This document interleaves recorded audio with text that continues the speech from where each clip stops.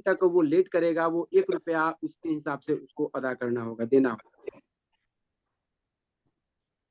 मेरा सबसे क्वेश्चन है कि एफएलएन और निपुण भारत को डिस्क्राइब करेंगे कि ये जो पहल शुरू की गई है एनईपी के तहत, और बेसिकली ये केवीएस में बहुत अच्छे तरीके से इसको फॉलो किया जा रहा है। तो ये निपुण भारत और एफएलएन क्या है? एफएलएन के अंदर निपुण भारत एक संस्था है, वो आती है। तो उसको डिफाइन कर दीजिए। मैम आपने क्या बोला कि एफएलएन के अंदर निपुण भारत आती है? जी सर। जी नहीं, निपुण भारत के अंदर एफएलएन को लाया गया है। निपुण भारत का सपना सब पढ़ें अक्षर और संख्या और गणना, अक्षर और गणना, क्या इसका लोगो है कुछ? राइट, हाँ जी सही है। तो ये एफएलएन का मतलब क्या होता है मैम, और ये कितने से कितने क्लास तक बुलाया गया है? FLN fundamental literacy and numeracy, जो क्लास 3rd तक के बच्चों के लिए है। कक्षा 3 तक के बच्चे संख्या मतलब जो बेसिक संख्या ज्ञान और अक्षर ज्ञान, हाँ, इन्हें पता हो। और निपुण का मैं बहुत अच्छे से नहीं जानती, बता दीजिए। निपुण का बस हाँ जी, निपुण का अर्थ यही हो गया कि ये इसका लक्ष्य रखा गया है मैम कि 2026 तक सभी को। अच्छा, ये एफएलएन के अंतर्गत ही है क्या? जैसे नेशनल इनिशिएटिव फॉर क्या है, निपुण नेशनल इनिशिएटिव फॉर प्रोफिशिएंसी का इन मतलब ही होता है अंडरस्टैंडिंग मैम, विद जैसे कि रीडिंग पहले क्या एंड न्यूमरेसी। हाँ जी, पहले क्या होता था कि ये 5 क्लास में बच्चा चला गया, 6 क्लास में बच्चा चला गया, लेकिन उसको अगर रीडिंग दिलाया जाता था हिंदी का या इंग्लिश का, तो वो अच्छे तरीके से पढ़ नहीं पाता था, रीड नहीं कर पाता था। तो इसके तहत लाया गया कि 3 क्लास तक ही, ये 2026 तक इसका टारगेट रखा गया है कि 3 क्लास तक सभी लोग बेसिक ज्ञान तो रख ही पाए, वर्ड को समझ पाए, वर्ड को पढ़ने के साथ साथ समझ पाए। और जो न्यूमरेसी है, न्यूमरेसी मतलब 1 2 ये हो गया, और बेसिकली ये जोड़ घटाव गुणा भाग, ये सभी बेसिक जो नॉलेज है वो 3 क्लास तक के अंदर ही वो पा पाए। वो किडन गार्डन से लेकर के 3 क्लास के बच्चों तक के लिए लाया गया। सर इसमें मैं कुछ जोड़ना चाहूंगी। प्रीति गुप्ता, सोनी, किरण, कैमरा ऑन करके बात करिए प्लीज। जी मैम। सर मैं हेलो सर, क्या आप सुन पा रहे हो? हाँ जी मैडम, बोलिए बोलिए। Hello sir. हाँ जी हम सुन रहे हैं, बोलिए Preeti Gupta ji. Okay Kiran, sir. Preeti camera on करिए।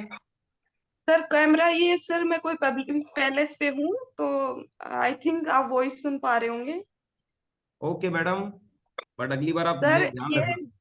हाँ सर, ये इंडिया के अंदर एक मिशन चल रहा है आत्मनिर्भर भारत, उसके तहत एक योजना चलाई गई है निपुण भारत, और निपुण भारत के अंदर ही एफएलएन होता है।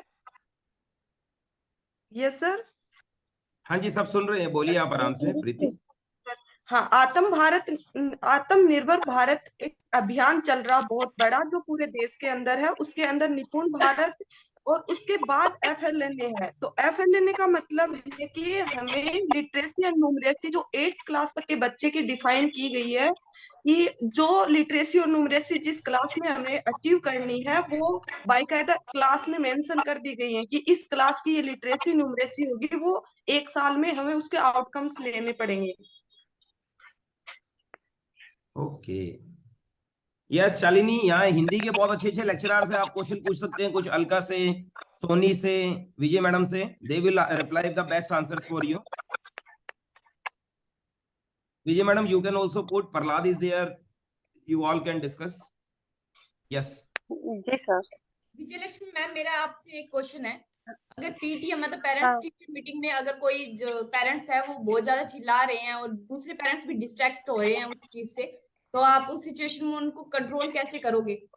और वो भी बाकी पेरेंट्स भी उनको देखकर कुछ ना कुछ बोल रहे हैं, बहुत ज्यादा मतलब आपके माहौल बहुत खराब हो रहा है, तो आप उस कुछ सिचुएशन कैसे हैंडल करोगे? मैम सबसे पहले तो मैं उनकी परेशानी जानने की कोशिश करूंगी कि वो ऐसा क्यों कर रहे हैं। अगर किसी को कोई दिक्कत होगी तभी वो चिल्लाएगा, या उसको ज्यादा तकलीफ है तो वो चिल्ला रहा है, तो पहले मैं वो उनकी परेशानी जानने अननेसेसरी की बोल कोशिश रहे हैं करूंगी। मैडम, हैं? अननेसेसरी बोल रहे हैं वो। विदाउट एनी तो रीजन। नहीं ऐसा, तो भी उनको मैं एक अध्यापक के तौर पर मैं वहां अपने पेशेंट्स को बना के रखूंगी और उनसे अच्छे से बात करने की कोशिश करूंगी कि आप इसी बात को आप ठीक से हमसे कह सकते हैं, क्योंकि आपके चिल्लाने से अन्य जो पेरेंट्स आए हैं उनका भी मतलब एक होता ना माहौल खराब हो रहा है, उनके पर गलत असर जा रहा है। ये मतलब एक विद्यालय है जो जिसकी एक गरिमा होती है, उसका मेंटेनेंस टीचर और जो पेरेंट्स उस समय आए हैं दोनों के ऊपर है। साथ में बच्चे होते हैं, बच्चे के ऊपर भी गलत असर जाता है। तो आप इन्हीं बातों को हमसे अच्छे से बोलिए, हम आपकी सारी बातों को सुनेंगे, आपके सारे डाउट को क्लियर करेंगे। और अगर इसके बाद भी वो नहीं मान रहे हैं तो मैम तो फिर मैं ऊपर के उसमें शिकायत करूंगी कि फिर आप लोग इनको हैंडल करिए, मेरे हैंडल से ये बाहर हैं। क्योंकि कुछ लोग बहुत ही ज्यादा मतलब होते हैं कि जैसे वो समझना ही नहीं चाहते हैं, तो एनीबडी उनको तो एल्स नहीं वांट टू समझाया जा सकता आंसर? है। कोई ऐड करना चाहेंगे? सभी को कर सकते हैं कि उनको ना एक ऑफिस में ले जाकर या किसी केबिन में ले जाकर उनकी बात को आराम से सुन सकते हैं। ऐसे कह सकते हैं कि चलिए आप वहां पे बैठ के पेरेंट्स आपसे होते हैं बात मैडम, करते वो हैं। बोलते हैं कि नहीं इनको भी पता लगे आपके स्कूल में ऐसा हो रहा है, ऐसा हो रहा है, कुछ बहुत ज्यादा हाँ, रूड होते हैं। हाँ होते तो हैं फिर मुझे ऐसे। प्रिंसिपल से बात करनी पड़ेगी हैंडल करने के लिए, शायद वो मेरे हैंडल से बाहर हो फिर। उनसे उनसे कहेंगे कि आप प्रिंसिपल सर से या प्रिंसिपल मैम से बात करिए तो ज्यादा अच्छा होगा। तो उससे क्या होगा, उन्हें हम उस समय वहां से हटा भी देंगे और हमारी बात भी सही रहेगी। मतलब हम चीजों को आगे अपना कंटिन्यू भी कर पाएंगे और उनको क्योंकि बाकी प्रिंसिपल के बच्चे पास हम भेज उनके देंगे वजह तो से वो शादी डिले नहीं कर सकते ना, एक आदमी की वजह से। Okay ma'am. Okay, next. Anybody can have ma'am their question? Yes. मुझे ये सुनना है, मैं 10th क्लास में कोई भी व्याकरण में लेसन प्लान बनाने की सोच रही हूँ डेमो टीचिंग के लिए, तो क्या मैं पत्र पे बना सकती हूँ? पत्र ठीक रहेगा क्या? डेमो पत्र पे टीचिंग पत्र डेमो बना सकती है, लेकिन अपना गला क्यों फंसा रही हैं? बनाने को तो आप बना लेंगे, लेकिन फंसने का आपका चांस ज्यादा हो जाएगा फिर। कैसे? डेमो वही बता, क्योंकि डेमो से क्वेश्चन पुटअप होते हैं। डेमो तो आप वो बना लेंगे, सारे बन जाएगा, आप पढ़ा भी देंगे, फिर वहां से क्वेश्चन पुटअप करेंगे, आप फंस जाएंगी। तो डेमो ये वही भी देखिए रिलेटेड जिसमें सारे पुस्तक क्वेश्चन। से बेहतर। हाँ, बहुत कुछ ये आना। बताइए, फिर कार्यालय देखिए पत्र है तो ऐसा आप प्रधानमंत्री को कैसे डेमो पत्र टीचिंग लिखेंगे, में तो तो मेरा राष्ट्रपति बन को जाएगा। कैसे लिखेंगे, फंसा देंगे वो। ये बताइए पत्र डेमो ऐसा कितने है ना लेसन कि का बनाया जाए? जहाँ तक थैंक मेरा यू। मानना है डेमो प्लान, जहाँ तक मेरा मानना है डेमो प्लान का मतलब ये होता है कि आपको दो चीजें वहां पे करनी होती हैं। एक तो बोलना होता है, दूसरा बोर्ड पे लिखना भी होता है। दोनों चीजें आपके साथ साथ होनी चाहिए। आप लेखन पत्र लेकर बनाएंगे तो उसमें क्या समझाएंगे बच्चों को? प्रारूप बताएंगे समझाने प्रारूप के लिए आपके पास पॉइंट क्या रहेगा उसमें? नहीं तो आप प्रारूप जैसे वगैरह तो आपने बता खुद देंगे बना मैम, लिया आप पर कैसे फंसने का चांस पढ़ाएंगे? पूरा होगा आपका। वहां पर फंस जैसे जाएंगे अगर आप पत्र लेखन पे डेमो बना रही हैं तो, क्योंकि पत्र लेखन के बहुत सारे प्रकार होंगे। बोलेंगे कि आपको प्रधानमंत्री को पत्र लिखना है तो आप कैसे लिखेंगी, राष्ट्रपति को लिखना है तो कैसे लिखेंगी, फिर सारा आपको देखना पड़ेगा। तो मेरे हिसाब से गद्य पद में बनाएंगी ज्यादा सही रहेगा। वहां से व्याकरण से पूछते हैं, कुछ विधा वगैरह पूछते हैं, जो हम हमेशा पढ़ते हैं, हमारे लिए आसान होता है। एक बात नहीं, और बताइए मैम। पढ़ाने के लिए आप डेमो के लिए आप कोई भी टॉपिक चुन सकते हैं, एक बट उससे सवाल मेरा कमांड है, अच्छी होनी चाहिए और समझाने और का और लिखने का डेमो दोनों का जो चीजें होनी टॉपिक हो वो चाहिए। अट्रैक्टिव होना चाहिए, कि जैसे पढ़ने वाले भाई हम वहाँ जा रहे हैं, उनको कहते हैं फर्स्ट इंप्रेशन लास्ट इंप्रेशन। तो ऐसा डेमो दे कि उनको भी अच्छा लगे, इंजॉय करे, वो भी पता चले पत्र लेखन में बोर हो रहे हैं, मैं एक राग उनको के नहीं रूप में समझ। एक और मैंने निकाला उनकी था बात राग, तो क्या वो सही रहेगा? बोलिए राग के क्या, रूप, फिर से बोलिए। राग के र रूप, के रा रूप क्या? रैफ पदीन वाले, रैफ पदीन री, क्या ये मैं अपनी डेमो में ले अरे सकती हूँ? बहुत सारे टॉपिक है, तो कहाँ कहाँ से आप टॉपिक निकाल के ला रही हैं? बहुत इजी और बहुत अच्छे अच्छे टॉपिक है जिसको आप पढ़ा सकती हैं, कोशिश कर रही हूँ थोड़ा। लेकिन देख विजय रहे हैं मैम ना कि कोई आप टॉपिक आप मुझे बताइए। मार वाले पे चल रही हैं। विजय मैम कोई टॉपिक देखिए सजेस्ट आप करिए, हम लोग, तो डिस्टर्ब हो गए, कितना टॉपिक तैयार किया करना है उसमें? मेरे हिसाब से काव्य मैं में ना बताऊं आप कुछ, लगभग जैसे मैं जितना कुछ टॉपिक सिलेबस है बताऊं आपका आपको? हाई स्कूल का टीजीटी के लिए, कविताओं मैं को आप एक से एकदम लेके ध्यान 10 रखिए। तक। जैसे हाँ, 6 से जैसे 10 तक आप जैसे झांसी की रानी की कविता है, और सारी इतनी अच्छी अच्छी कविताएं हैं, इन सबको छोड़कर आप लोग कहाँ फंस रही है, हमको तो समझ में नहीं। जिसको बहुत अच्छा डेमो दिया जा सकता है, एकदम धमाकेदार। का भी टॉपिक लेना चाह रही देखिए, थी। डेमो के लिए कुछ टॉपिक मैं बताऊं आप लोगों को। जी हाँ सर। बताइए। जी बिल्कुल मैं बताइए। आप लोगों को केवल 2 टॉपिक बताऊंगा, 2 नाम लूंगा, बाकी आप लोग समझ लीजिए। एक तो आप जो है ना पद्य पे बनाइए, पद समझ रहे हैं ना, जिसको गाया जाता है। उसका फायदा ये होता है कि हाँ हमें वो वही, याद भी हो बहुत जाता, अच्छा। हमें हमें याद भी हो जाता है, और उसका अर्थ भी हमारे समझ में आता है। हमको उसमें से थोड़ा सा ये देखना होता है कि उसका जो काव्यगत सौंदर्य होता है उसको ध्यान में रखना होता है, बस केवल। अब पद में और आप जैसे कोई भी अगर किसी पद का में सुर आप लय कोई भी अच्छा टॉपिक है ले तो सकते उसको और हैं। अच्छे से गा के और अच्छा इम्प्रेसिव बना सकता है उसको। पद में आप कोई भी टॉपिक ले सकते हैं, चाहे कविता हो, चाहे कोई ऐसे ग्रंथ से कुछ पंक्तियां ली गई हो, कुछ भी ले सकते हैं। दूसरा है हमारा व्याकरण। व्याकरण हमारा जो है ना अथाह समुद्र है वो। बहुत अच्छा है। आप उसमें से ना एक, जैसे आपने ले लिया संधि, संधि में भी ना आप कम से कम 20 टॉपिक बना सकते हो। जी संधि में गुण संधि, व्यंजन संधि में आप 10 टॉपिक बना सकते हो आराम से। उसके कौन कौन से रूल हैं। स्वर संधि में जितनी भी संधियां हैं, हर संधि पे आप 2 2 3 3 टॉपिक बना सकते हो। समास ले और लीजिए, कारक ले लीजिए आप, वचन ले कारक भी लीजिए, बहुत लिंग अच्छा है। ले लीजिए। हाँ, लिंग ले हाँ लीजिए। और उसके साथ में हमारे जैसे कि ये होते हैं काव्य गुण हो गया, काव्य दोष हो गया, अलंकार हो गया। तो ऐसे टॉपिक लीजिए जो कि सार्वजनिक हो, सारे लोग जानते हो जिसको। सर वो एक मैंने सोचा था वर्ण विच्छेद या वर्ण स्थान। वर्ण विच्छेद भी हाँ, इजी होता है। उच्चारण स्थान भी आप मैम, ले सकते हो। बहुत आप अच्छा टॉपिक वर्ण है ये। स्थान जैसे आपको बच्चों को पढ़ाना है, आप उसमें तीनों सा का अंतर कैसे डिफाइन करेंगे? आप वहाँ डेमो दे रही हैं, तो सा को कैसे डिफाइन करेंगी? वहाँ कैसे आप डेमो देंगे इसका? बताना पड़ेगा कि मुझे शब्दों के स्थान बताना पड़ेगा। पहला सा जो होता है यानी कि सीटी वाला सा होता है, उसका स्थान बताना पड़ेगा कि वो बात ये पहले। होती है ना कि हम लोग पहली बात उच्चारण तो सही से कर नहीं पाते हैं, सुनिए, पहली बात सबका तो स उच्चारण जो अलग होते होता हैं, है। सुनिए एक सेकंड। स जो होता है, एक तो दंत स होता है, एक तालव्य स होता है, एक तालव्य मूर्धन्य स, स होता है। मूर्धन्य। सीटी वाला स कहीं किताब में नहीं लिखा हुआ है। वर्ड का यूज करना पड़ेगा।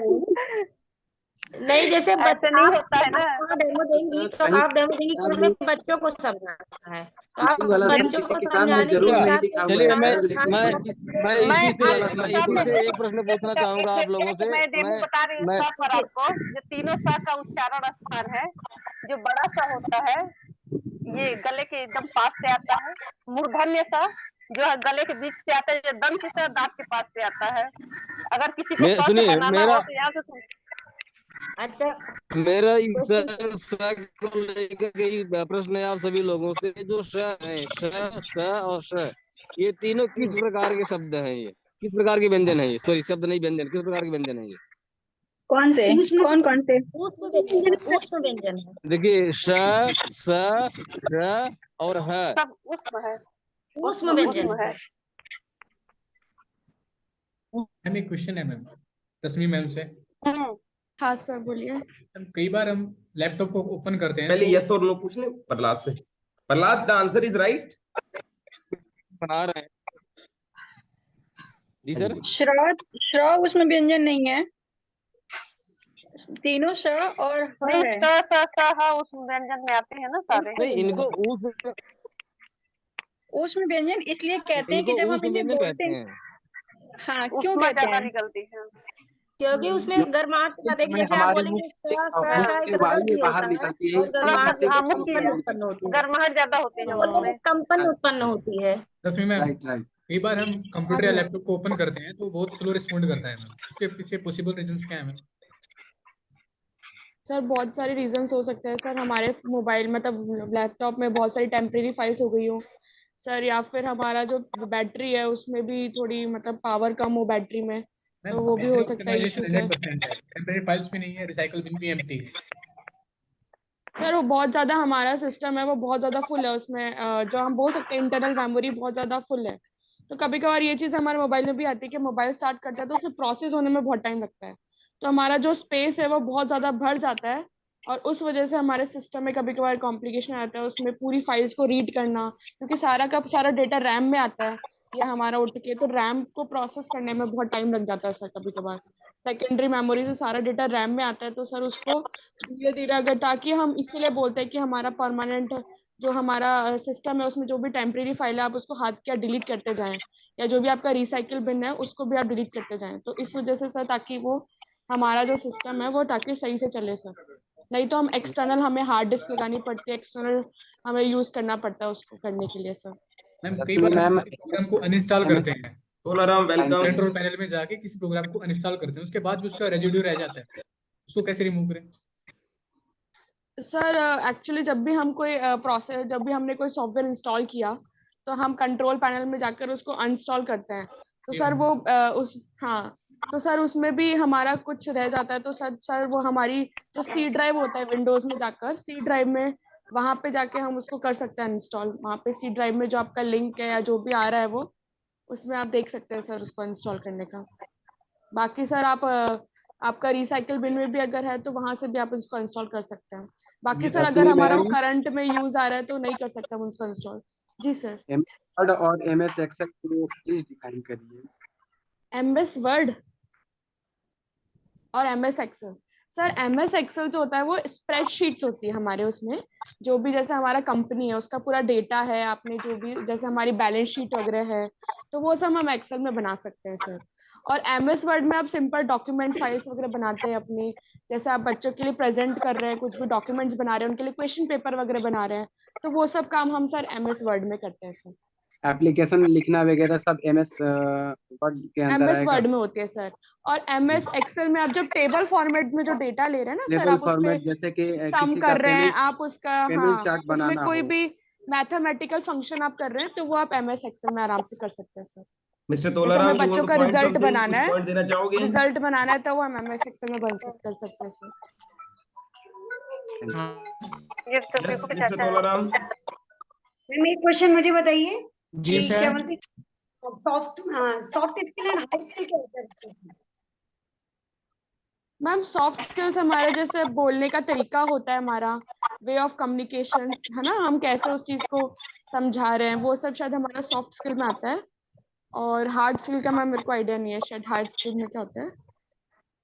विकास सर, और मेरा बता आपसे एक क्वेश्चन है, प्रशासन और प्रबंधन में क्या अंतर है? जी, प्रशासन कोई भी रूल को लाता है और प्रबंधन उसका अनुपालन करता है। इसको सिंपल वे में ऐसे कहा जा सकता है, जैसे कि कोई नियम बनाने वाला है और नियम का अनुपालन करने वाला प्रबंधन होता है। प्रबंधन मानव शक्ति द्वारा प्रभावित होता है और प्रशासन बाहरी घटकों द्वारा प्रभावित होता है। इसका लाइब्रेरी में क्या रोल है?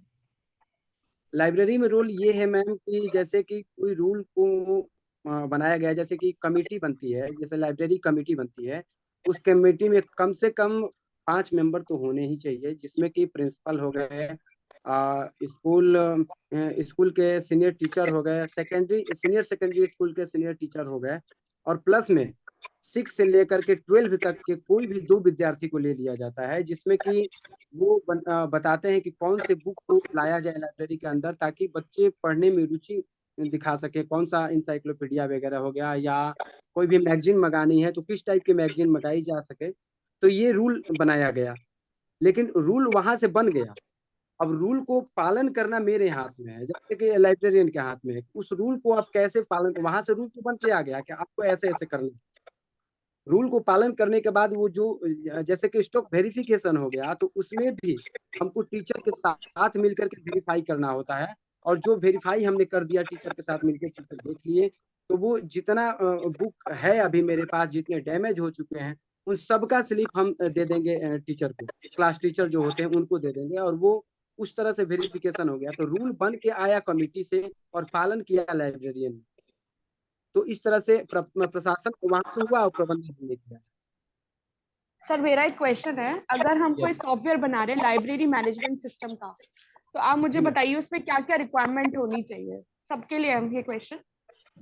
जैसे हम कोई सॉफ्टवेयर बना रही हूँ मैं, कोई आपने मुझे दिया, मैं एक सॉफ्टवेयर आपके सिस्टम के लिए, आपका स्कूल है केंद्रीय विद्यालय के लिए, तो उस सॉफ्टवेयर में क्या क्या आपको लगता है कि रिक्वायरमेंट होनी चाहिए हमारे लाइब्रेरी मैनेजमेंट सिस्टम के लिए? सबसे पहले तो मैम लाइब्रेरी मैनेजमेंट के लिए जो अभी सबसे बड़ा जो कि केंद्र है वो OCLC है, ओहियो लाइब्रेरी कंप्यूटर सेंटर, जो कि ऑनलाइन कंप्यूटर लाइब्रेरी सेंटर का नाम अभी दिया गया है उसका, वो ये प्रोवाइड करता है। उसके अंदर इंसाइक्लोपीडिया हो गया, बुक्स हो गए, इन सबको देखना होता है। उसको सीक्वेंस में कॉल नंबर, एसएसएन नंबर, उसको कैसे करना है, उस सबको सबका ध्यान रखना होता है। प्लस में आईसीटी के माध्यम से, जैसे कि सॉफ्टवेयर हमने बनाया, तो आईसीटी का भी ख्याल रखना होता है कि बच्चों को अगर मान लीजिए कि बुक्स वहाँ पे अवेलेबल नहीं है, तो लोन पे बुक किसी दूसरे लाइब्रेरी, तो दूसरे लाइब्रेरी से लोन पे बुक को लेने के लिए ये ऑनलाइन कंप्यूटर ओसीएलसी जो है, ये हमारी बहुत बड़ी मदद करता है। और अभी इसका कॉपीराइट का अधिकार अभी ओसीएलसी के पास ही है। सर आप मेरा क्वेश्चन एक्चुअली समझे नहीं। मैं बोल रही हूँ कि जैसे एक सॉफ्टवेयर डेवलपर है, आपने उससे अपना बनाया लाइब्रेरी मैनेजमेंट सिस्टम, तो आपके क्या क्या उसमें होने चाहिए? जैसे एक मेरे हिसाब से बच्चों के लिए अलग इंटरफेस होना चाहिए कि ताकि वो जाके वहां से बुक को मतलब अपना ले सके, देख सके कि कौन कौन सी बुक अवेलेबल है। एक आप अगर आप लाइब्रेरियन हो तो आपके लिए एक अलग तरह का यूजर इंटरफेस होना चाहिए।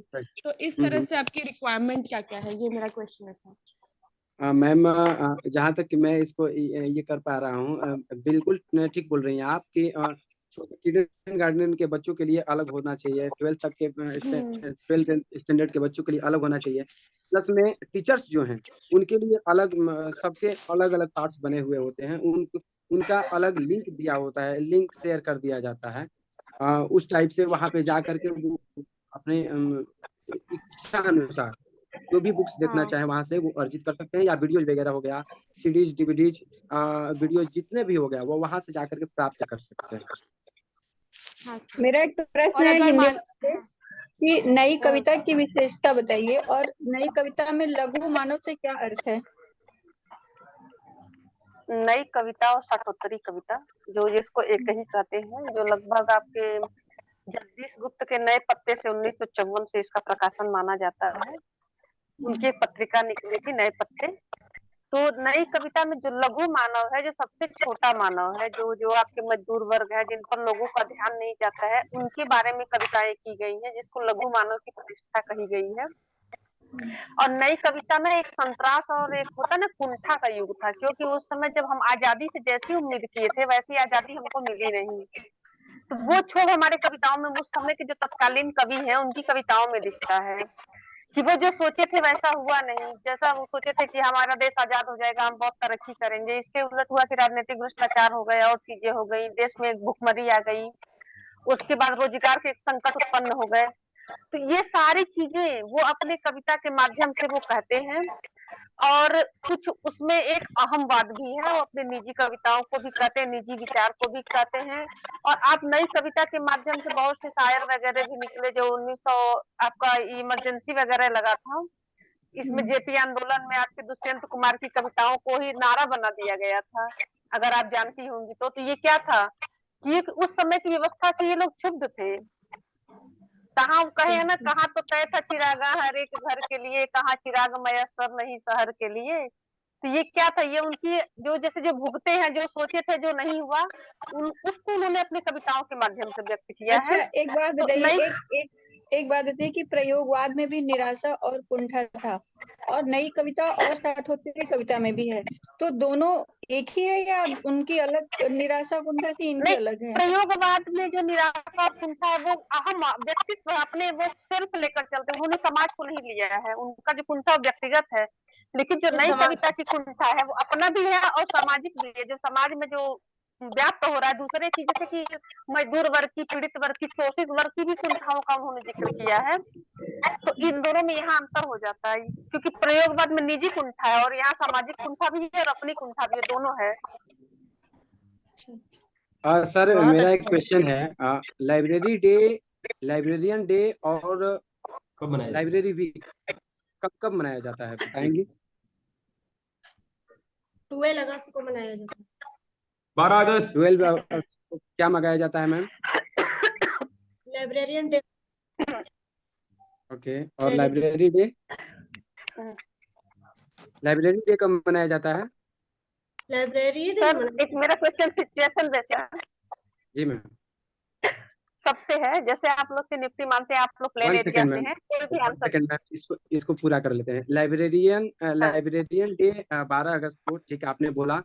लाइब्रेरी डे 14 नवंबर को मनाया जाता है, लेकिन लाइब्रेरी वीक जो मनाएगा 14 नवंबर से 20 नवंबर तक मनाया जाता है।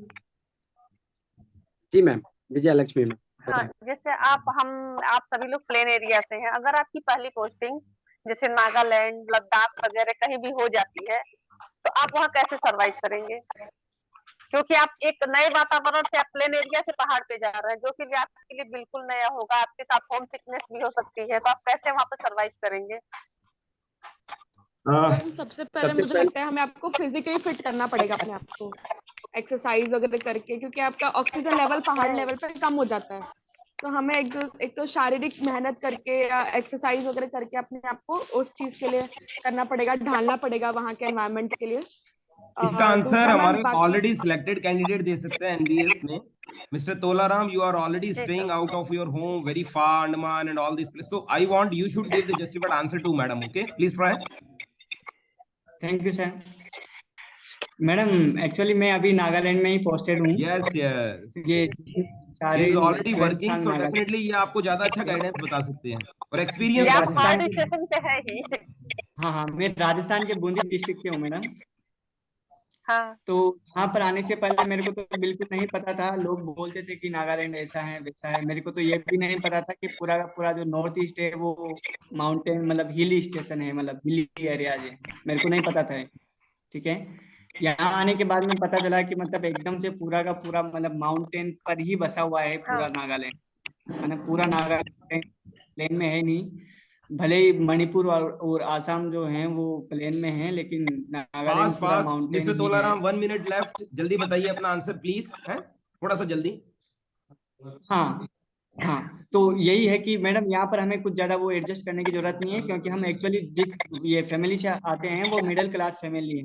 तो हमें पता है कि हम हर सिचुएशन में हम टैकल कर सकते हैं, हर सिचुएशन में हम रह सकते हैं, हमारी लाइफस्टाइल को हम मेंटेन कर सकते हैं। ठीक है, अभी वर्ल्ड में हम कहीं पर भी चले जाएं, वहां पर मतलब कितना भी वो ऐसा एरिया हो, रिमोट एरिया हो, वहां पर ट्रांसपोर्टेशन फैसिलिटी मिल ही जाती है। तो यहाँ पर भी ऐसा है, ट्रांसपोर्टेशन भले ही कम है लेकिन है।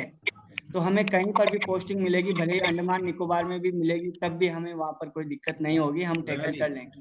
ये क्वेश्चन हमसे वहां पर भी पूछा जा सकता है क्योंकि जिस स्कूल में हम क्योंकि जिस स्कूल में हम इंटरव्यू देने जा रहे हैं, मतलब जिस